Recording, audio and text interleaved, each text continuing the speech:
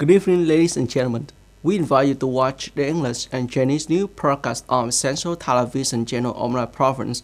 On January 6th, in Đồng Nai, Prime Minister Phạm Minh Chính and leaders of Ministry of Foreign Affairs presided over the conference to deploy tasks for diplomatic sector in 2025.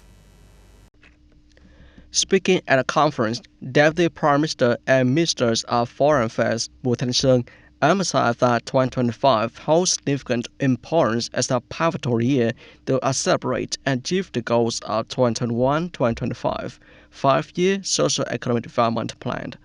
It is also a year marked by numerous major national events and preparation for party congresses at all levels leading up to the 14th National Party Congress.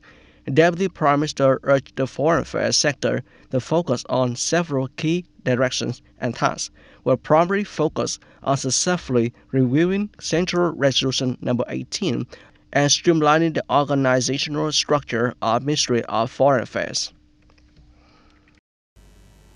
On January 6th, Deputy Secretary of the Provincial Party Committee and Head of National Assembly Delegation of Nai Province, Võ Minh Cường, chaired Scientific and Technological Advisory Council to evaluate and approve the results of the project mass mobilization work of the political system in Đồng Nai, current situation 2014-2024, and challenges in the new context 2025-2030.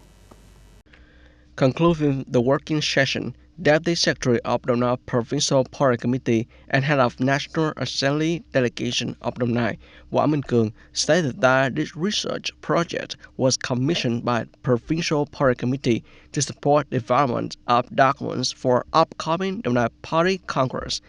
The Science and Technologies Council commended the authors and research team for their dedication and efforts, reflecting their sense of responsibility, determination, and scientific rigor. The Deputy Secretary requested the research team to incorporate feedback from the Council members to make appropriate revisions and additions.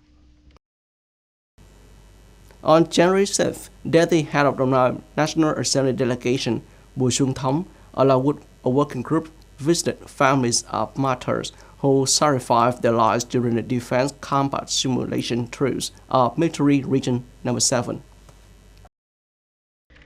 The delegation visited and offered condolences to the families of two martyrs in Vĩnh Cửu District, the family of martyr Lâm Hoàng Nhật in Tân Bình Commune and the family of martyr Trịnh Doãn Thế Anh in Vĩnh An Town. The delegation extended warm words of encouragement, wishing the families good health and swift return to stability in work and life. They also lit incense in tribute to the martyrs' sacrifices and presented gifts to share in the family's loss. Bùi Xuân Thống, a representative of the National Assembly delegation, emphasized that the party, state, military, and people deeply remember and honor the contributions and sacrifices of the martyrs. He also expressed gratitude to local leaders for their attention, support, and care for the families during the challenging time. On January 6th, the Provincial People's Council Delegation Electoral Unit Number 25, led by Hồ Thanh Trúc, Secretary of the Quang Township Party Committee, along with representatives of district and commune councils, held a voter meeting in Ngọc Định Commune. At the meeting, voters were informed of the outcomes of the 16th session of District People's Council and the 12th sessions of the Commune People's Council. Additionally, voters raised several concerns with representatives, including the increasing demand for clean water, while water pipeline installation remained slow. They also highlighted that some areas still lack low-voltage power lines, affecting daily life and production. Voters expressed the desire for repairs and expansions of deteriorated roads and requested the installation of additional streetlights to facilitate safer and more convenient travel for residents. La Home University in Biên Hòa City, Đồng Nai Province, organized a send-off event for students returning home to celebrate it as part of the LHU 2025 The Trip program. This year, the trip saw the participation of over 420 students. The school organized 5 buses to transport 104 students from 7 provinces in the Central and Central Highlands regions back to their hometowns. Associate Professor Dr. Nguyễn Vũ Quỳnh of Lahore University stated, the program holds great significance, especially for disadvantaged students from distant areas. As that approaches, students are busy with final exam and transportation costs for their journeys are increasingly expensive. During the send-off ceremony, 40 that gift packages, each including cash gift worth $400,000, were handed to students in difficult circumstances, providing warmth and support during that. Students related to be shared. Every third, the school supports students with bus tickets, reducing the financial burden on families. Ms. Trương Lê Bảo Trinh, Secretary of Lahore University Youth Union added, the union sells lottery tickets and items to raise funds for students who cannot return home for that. The program serves as a source of encouragement, showing care and support, motivating students to strive harder in their studies.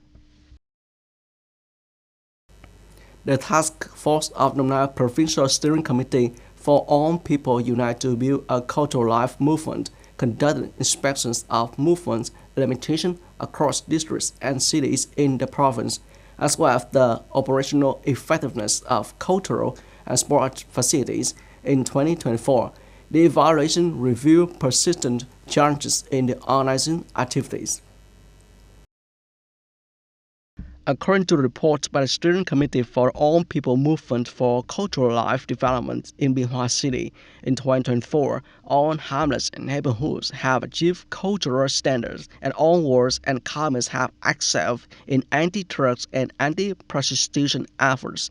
Over 45% of population participates in physical exercise, with more than 30% of families engaging in physical fitness activities. Mr. Đặng Trung Kiên, Party Cell Secretary, Head of Quarter 1, Thống Nhất Ward, said, regarding significant order work, the communities always respond enthusiastically. Mr. Trương Ngọc Thanh, Deputy Head of Biên Hòa City Department of Culture and Information, noted, cultural centers receive no funding, which has somewhat affected movement. In Nhân Trạch District, in general, the above-mentioned grassroots cultural and sport institutional activities are fully equipped, meeting the entertainment and living needs of people in the area. Mr. Phạm Xuân Điền, Deputy Head of District Department of Culture and Information, commented, the district hopes that the changes in funding will have diversified activities.